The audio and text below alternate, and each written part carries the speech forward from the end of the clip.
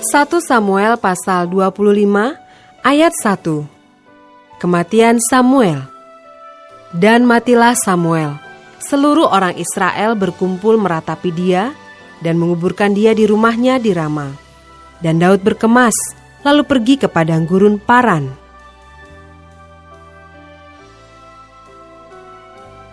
Ayat 2-44. Daud, Nabal, dan Abigail. Ketika itu ada seorang laki-laki di Maon yang mempunyai perusahaan di Karmel. Orang itu sangat kaya. Ia mempunyai 3.000 ekor domba dan 1.000 ekor kambing. Ia ada di Karmel pada pengguntingan bulu domba-dombanya. Nama orang itu Nabal dan nama istrinya Abigail. Perempuan itu bijak dan cantik, tetapi laki-laki itu kasar dan jahat kelakuannya. Ia seorang keturunan Kaleb. Ketika didengar Daud di padang gurun bahwa Nabal sedang menggunting bulu domba-dombanya, maka Daud menyuruh 10 orang, dan kepada orang-orang itu Daud berkata, "Pergilah ke Karmel dan temuilah Nabal. Tanyakanlah keselamatannya atas namaku dan sampaikanlah salam ini kepadanya. Selamat, selamatlah engkau, selamatlah keluargamu, selamatlah segala yang ada padamu. Baru-baru ini aku mendengar bahwa engkau mengadakan pengguntingan bulu domba. Adapun gembala-gembalamu yang ada dengan kami, tidak kami ganggu, dan tidak ada sesuatu yang hilang daripada mereka selama mereka ada di Karmel. Tanyakanlah kepada orang-orangmu, mereka tentu akan memberitahukan kepadamu. Sebab itu biarlah orang-orang ini mendapat belas kasihanmu. Bukankah kami ini datang pada hari raya? Berikanlah kepada hamba-hambamu ini dan kepada anakmu Daud apa yang ada padamu." Ketika orang-orang Daud sampai ke sana, berkatalah mereka kepada Nabal atas nama Daud, tepat seperti yang dikatakan kepada mereka. Kemudian mereka menanti. Tetapi Nabal menjawab anak buah Daud itu, katanya, "Siapakah Daud? Siapakah anak Isai itu? Pada waktu sekarang ini ada banyak hamba-hamba yang lari dari tuannya. Masakan aku mengambil rotiku, air minumku, dan hewan bantaian yang kubantai bagi orang-orang pengguntingku untuk memberikannya kepada orang-orang yang aku tidak tahu dari mana mereka datang?" Lalu orang-orang Daud itu berbalik pulang, dan setelah sampai, mereka memberitahukan kepadanya tepat seperti yang dikatakan kepada mereka. Kemudian berkatalah Daud kepada orang-orangnya, "Kamu masing-masing sandanglah pedang." Lalu mereka masing-masing menyandang pedangnya. Daud sendiri pun menyandang pedangnya. Sesudah itu kira-kira 400 orang maju mengikuti Daud, sedang 200 orang tinggal menjaga barang-barang. Tetapi kepada Abigail, istri Nabal, telah diberitahukan oleh salah seorang bujangnya. Katanya, "Ketahuilah, Daud menyuruh orang dari padang gurun untuk memberi salam kepada Tuan kita. Tetapi ia memaki-maki mereka. Padahal orang-orang itu sangat baik kepada kami. Mereka tidak mengganggu kami dan kami tidak kehilangan apa-apa selama kami lalu lalang di dekat mereka ketika kami ada di ladang. Mereka seperti pagar tembok sekeliling kami siang malam selama kami menggembalakan domba-domba di dekat mereka. Oleh sebab itu, pikirkanlah dan pertimbangkanlah apa yang harus kau perbuat. Sebab telah diputuskan bahwa celaka akan didatangkan kepada tuan kita dan kepada seisi rumahnya. Dan ia seorang yang dursila, sehingga orang tidak dapat berbicara dengan dia."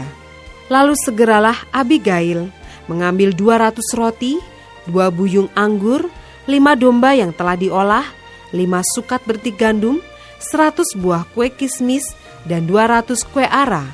Dimuatnyalah semuanya ke atas keledai. Lalu berkata kepada bujang-bujangnya, "Berjalanlah mendahului aku segera menyusul kamu." Tetapi Nabal suaminya tidaklah diberitahunya. Ketika perempuan itu dengan menunggang keledainya, turun dengan terlindung oleh gunung, tampaklah Daud dan orang-orangnya turun ke arahnya, dan perempuan itu bertemu dengan mereka.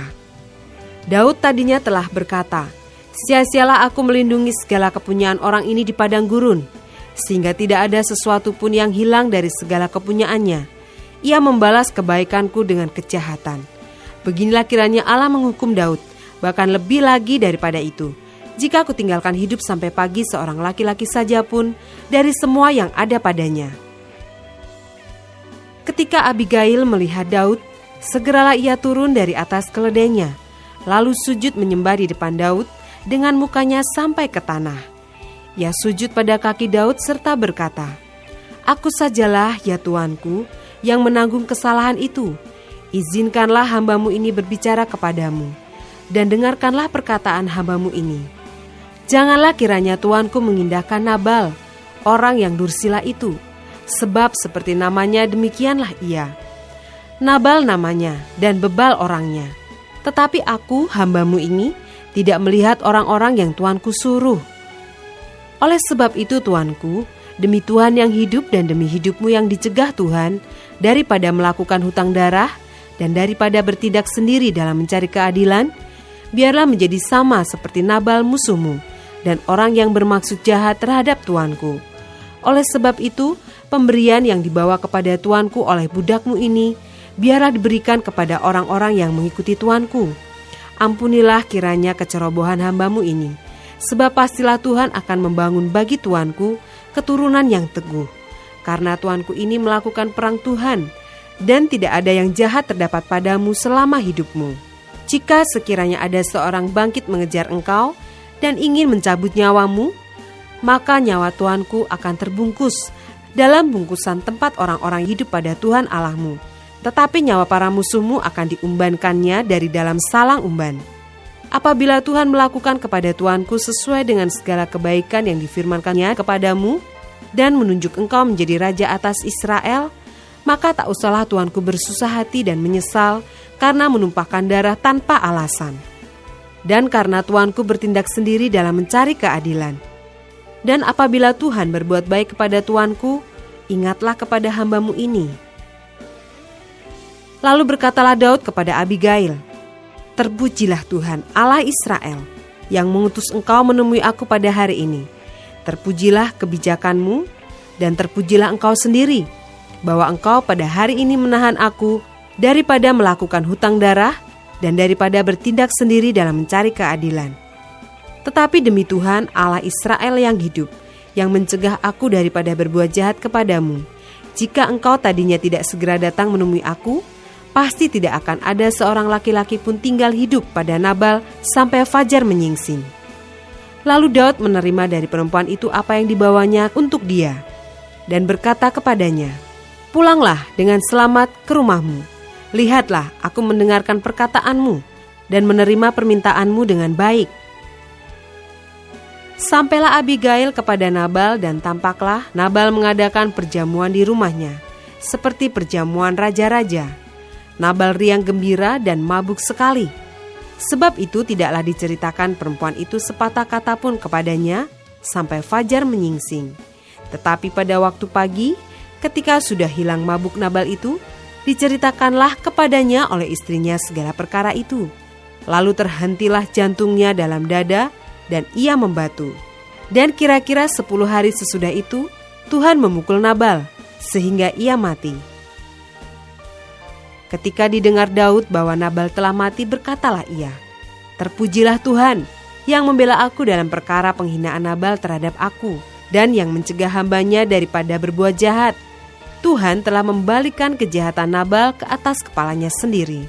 Kemudian Daud menyuruh orang untuk berbicara dengan Abigail tentang mengambil dia menjadi istrinya.